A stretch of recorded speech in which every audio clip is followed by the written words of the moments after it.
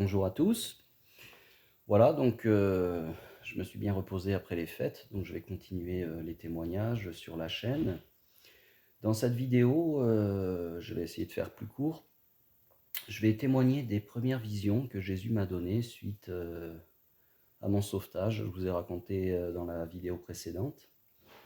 Il y aura une deuxième vidéo pour une deuxième confirmation d'un autre message et vision qui sont venus très rapidement après ce sauvetage et qui m'ont permis de prendre confiance, tout simplement. Il y avait, voilà, Jésus est là, présence d'amour. J'avais raconté comment avant, dans le bouddhisme, je ressentais la souffrance des autres comme la mienne, au point où je ne pouvais plus gérer, malgré ma pratique de la méditation. J'ai beaucoup souffert dans ce processus d'égarement, si je puis dire, au point où il y a eu un incident avec un ami à l'été 2011.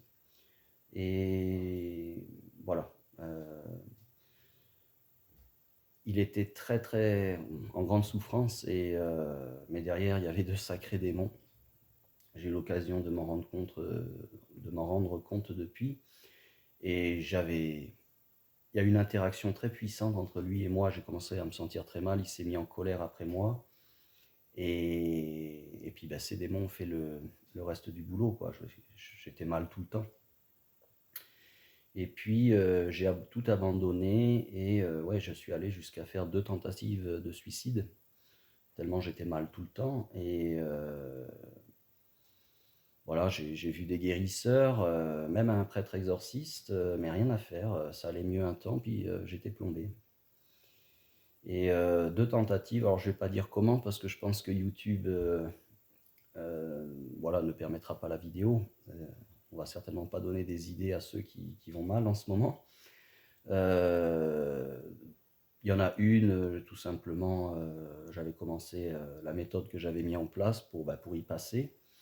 Et puis c'était dans une forêt, puis un garde champêtre est passé par là. Alors je crois que c'est la seule fois où il y avait un garde champêtre et son chien qui passaient dans la forêt, comme par hasard. Bon. Et puis une autre tentative où là je suis vraiment parti dans l'inconscience et tout était prévu pour pas que ça loupe, mais ça a loupé de manière j'ai envie de dire miraculeuse. Aujourd'hui, je comprends mieux ce qui s'est passé.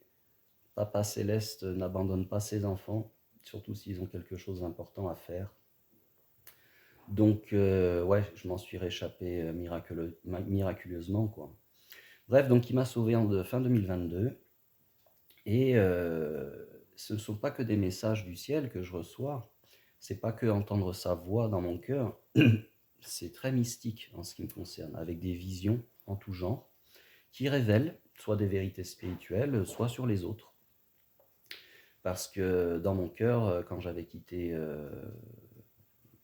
voilà, la chrétienté, jeune adulte, ingénieur, l'esprit cartésien, la science, j'avais mis tout ça de côté, comme j'ai expliqué, mais j'avais gardé au moins une chose, des enseignements du catéchisme. Pardonne-leur, ils ne savent pas ce qu'ils font, ou ce qu'ils disent. J'avais le pardon dans mon cœur. Je comprenais qu'on peut pardonner même à des tueurs, à des violeurs, à des dictateurs. Ce sont des âmes blessées, meurtries, et qui font souffrir les autres parce qu'eux-mêmes, ils vivent un enfer intérieur. Ça, je le comprenais. Il y a pas, c'était, voilà, je le vivais. Et donc Jésus, avec mon sauvetage, m'a montré des vérités sur certaines personnes parce que je ne juge pas. Et d'autant plus avec sa présence d'amour, le pardon, ses enseignements prennent tout leur sens, quoi. Et donc il m'a sauvé parce que juste avant aussi, je m'étais remis parler à Dieu sans trop savoir qui il était. Et j'ai demandé qu'il m'envoie un signe, il me l'avait donné vis-à-vis de la reprise de contact avec mes parents et j'avais refusé d'agir parce que ça faisait trop mal au cœur. Et là, je vous ai raconté dans la vidéo comment Jésus m'a sauvé, qu'une nuit, j'ai été averti, bloqué dans un cauchemar et j'ai prié le Notre Père, ça m'a sorti du cauchemar et, et depuis ce temps-là, j'écoute sa voix et il m'a tracé le chemin en conscience. très bien. Donc j'avais reçu le message de reprendre contact avec mes parents et puis voilà, quand on parle à Dieu, l'Esprit Saint demande et tu recevras, se pose sur vous et si c'est pas des visions entre guillemets spirituelles ou mystiques, ça peut commencer par des rêves. Et j'avais fait un rêve où je reprenais contact avec un amour de jeunesse quand j'étais adolescent. J'avais fait ma communion avec elle. J'étais fou amoureux d'elle à l'époque. Et là, j'avais un rêve où je la voyais dans sa robe de communiante, irradier de lumière, la lumière du Christ. Et là, je me dis, bon, j'avais essayé de reprendre contact avec elle en 2012, et par email, elle m'avait répondu qu'elle avait un mari et 2 enfants. Donc, je ne comprenais pas pourquoi ce rêve, tout d'un coup. J'ai mis du temps et finalement, j'ai compris qu'il fallait que je reprenne contact avec elle. Est-ce qu'elle était devenue célibataire? En tout cas, je savais qu'elle était spirituelle. En tout cas, c'est ce que je croyais. Euh, et je reprends contact avec ses parents, enfin, sa mère au téléphone. Et voilà, je me présente, je m'appelle Sylvain, je connais votre fille, une amie d'enfance, et j'aimerais prendre contact avec elle. Et là, j'entends, tu peux lui dire la vérité. Alors c'est assez osé puisque je ne connais pas sa mère ni ses, comment dire, ses croyances. Alors je lui dis tout simplement, écoutez, ça va vous paraître bizarre peut-être, mais j'ai une vision de votre fille. Voilà, je suis chrétien et voilà, j'ai des perceptions spirituelles que Jésus me donne et j'ai vu votre fille dans sa robe de communiante irradier de la lumière du Christ. Et elle me dit, j'entends, je peux comprendre. Donc déjà, l'information, tu peux le dire, c'est passé crème, entre guillemets. Ok, très bien. Je transmettrai votre numéro de téléphone à ma fille, et puis libre à elle ou pas de vous contacter. Et je demande, est-ce qu'elle va bien? Et là, sa mère fait un temps de pause, et elle fait Ah. Et on sent que c'est lourd dans le cœur. Écoutez, elle a eu de très grands soucis, je ne sais plus comment elle l'a formulé, et c'était très dur à vivre, mais c'est à elle de vous en parler si elle souhaite en parler, et si elle souhaite reprendre contact avec vous. Très bien, je vous remercie madame, et puis voilà, fin de la discussion. Et ce faisant, bah, je prie tous les jours, hein, à ce moment-là, Jésus m'a remis en route, quoi. Et mon cœur veut savoir pourquoi cet amour de jeunesse aurait grandement souffert ces dernières années. Et puis il se trouve que je suis retourné donc sur les lieux saints en Alsace, notamment à Notre-Dame de Tirenbach, un haut lieu de pèlerinage dans le Haut-Rhin. Et là, la boutique, je discute avec une des vendeuses, gentille comme tout, qui me parle de la prière pour les âmes du purgatoire, que c'est très important voilà, de la pratiquer. Très bien. Alors c'est ce que je fais. Et puis, je le fais tous les jours à ce moment-là. Et je prie donc, et tout d'un coup, j'ai une vision. Je vois cette femme, donc mon amour de jeunesse, qui est près de son lit et puis qui parle à un homme en corps spirituel. Il n'est pas physique.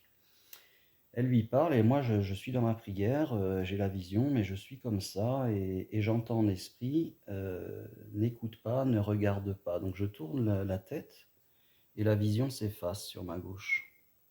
Et tout d'un coup, la vision reprend. Euh, cette femme, cet amour de jeunesse, devait avoir cette discussion personnelle avec cet homme qui manifestement n'était pas en présence physique. Et tout d'un coup, la vision reprend et je vois cet homme s'élever dans le ciel, les étoiles et par-delà le Père. Et c'est magnifique. Et là, je comprends, elle est veuve, elle est devenue veuve. Et donc, voilà, j'en sais pas plus. Cette femme reprendra contact avec moi donc une semaine plus tard. J'avais pas eu de nouvelles depuis l'âge de mes 16 ans, j'en ai 45. Et puis on échange des SMS et elle convient qu'on pourrait certainement se voir d'ici Noël 2022. Et puis on commence à discuter par SMS et puis je lui demande si elle est veuve et je lui parle de cette vision. Et là, elle me dit, Sylvain, je ne souhaite pas parler de ça pour le moment. Peut-être qu'un jour je t'en parlerai. Mais elle devait être très très surprise puisque c'était une révélation. Ce faisant, on échange des SMS et puis finalement, je me mets à parler de spiritualité. Moi, j'étais fou de joie. Je me disais, Jésus veut qu'on soit ensemble, donc c'est fait, quoi. Alors que pas du tout. J'étais perché. Et du coup, elle a pris peur quand j'ai parlé de spiritualité, puis elle n'a pas voulu me voir. Très bien. Ce faisant, j'avais un compte Facebook et puis une amie de jeunesse, un mois après, qui connaissait cette personne, on avait été au collège ensemble, me fait un chat sur Messenger, sur Facebook. Et puis, elle me dit, ah tiens, tu as des nouvelles de un tel et un tel. Je lui fais, bah, je lui réponds les deux premiers non, mais la dernière, oui, et voilà ce qui s'est passé. Et je lui raconte. Et là, elle me dit, Sylvain, c'est extraordinaire ce que tu me racontes. Je te confirme que elle est bien veuve. Et, et ça t'arrive souvent ce genre de vision? Et là, j'ai pas osé lui dire non, non, c'est seulement récemment, mais je n'avais pas envie de tout lui raconter. J'étais encore en mode accueil de cette grâce et c'est assez perturbant. Donc voilà. Et comme cette personne, donc cet amour de jeunesse, avait décidé de ne pas me voir, j'ai continué de prier. Et j'ai compris, j'ai eu une vision, pour moi, cet homme s'était suicidé même. Et ça paraît, enfin, là je me dis, waouh, ça paraît fou, quoi. Comment peut-on se suicider quand on est avec une femme comme elle? Parce que moi, j'étais resté sur cet amour de jeunesse, très bien. Et donc cette amie qui avait repris contact avec moi sur Facebook, sur le Messenger, donc déjà me confirme qu'elle était bien veuve. Je lui fais, bah, tant qu'on y est, est-ce que tu me confirmes qu'il s'est suicidé? Et là, elle est scotchée, elle me fait, oui, oui, il s'est bien suicidé. Et si tu veux en savoir plus, je te conseille de contacter telle personne, une autre amie de jeunesse qui a accompagné la personne en question sur son chemin de, comment dire, de deuil. Donc, je n'ai pas fait la démarche, je crois de mémoire, de recontacter cette personne. Donc, voilà, une confirmation concrète. Je reçois les visions et waouh, c'est confirmé. Et dans ce cas-là, c'était évidemment très douloureux, très triste. Cet amour de jeunesse n'est pas revenu vers moi. Et puis, j'ai dû apprendre à lâcher prise. C'était très très dur parce que pour moi, c'était à ce moment-là évident que Jésus voulait qu'on se revoie. Elle n'a pas donné suite, c'est comme ça. Donc voilà, Jésus revient dans ma vie, je le prie avec sincérité et je ressens son amour et il commence à révéler certaines choses et ça se confirme. Donc waouh, éveil spirituel, bien vivant, bien réel, magnifique. Donc, mais cela dit au passage, et je raconterai sur la chaîne tout mon cheminement, c'est beau au début, c'est magnifique, mais après, on ne peut plus rentrer en relation avec les autres comme avant et on se met à parler de Jésus, peut-être avec un peu trop, moi avec émerveillement, parfois de manière perchée, et il y en a à qui ça a fait peur. J'ai pas toujours eu les pieds sur terre, tellement c'est mystique. Très bien. Et puis aussi, plus tard, je rentrerai moi-même dans une phase de guérison personnelle très intense et qui s'est vraiment débloqué là, à ce Noël-là, comme je l'ai témoigné dans une de mes vidéos précédentes. Donc voilà, c'était une blessure très profonde d'enfance. Et malgré que je ressentais son amour, j'entendais sa voix, il m'aura fallu plus d'un an pour lâcher prise complètement et vraiment m'abandonner à l'amour de Jésus et de Marie. Donc voilà, ça fait 14 minutes, c'est déjà long. Je vais arrêter là et je vais faire donc un autre témoignage d'une vision qui s'est confirmée. Et puis après, bah, les enseignements de Jésus sont arrivés. Et c'est ce que je vais transmettre dans les présentations qui vont être les 3-4 présentations clés de ma chaîne, puisque c'est le message central de Jésus sur les enseignements qu'il m'a donnés. Et après, des outils pour parler de ce que l'on appelle la renaissance en Christ et la renaissance en son esprit. Pour, voilà, dans le témoignage, expliquer comment il m'a guéri le cœur et, ressentant son amour, évidemment, pourquoi je suis là, qu'est-ce que tu attends de moi, fais de moi un instrument de ta paix, un témoin de ton amour, fais de moi ce qu'il te plaira. Et alors l'Esprit Saint, il descend, il fait comprendre, il fait voir, il révèle, c'est le temps des révélations, pas de problème, c'est magnifique. Donc voilà, je vais, après un prochain témoignage de confirmation de vision, transmettre les enseignements clés qu'il m'a donnés, puis après sur la chaîne, ce sera des témoignages de tout ce parcours, et puis des conseils. Voilà, donc j'arrête pour là pour la première vidéo de témoignage, je fais une pause. À plus.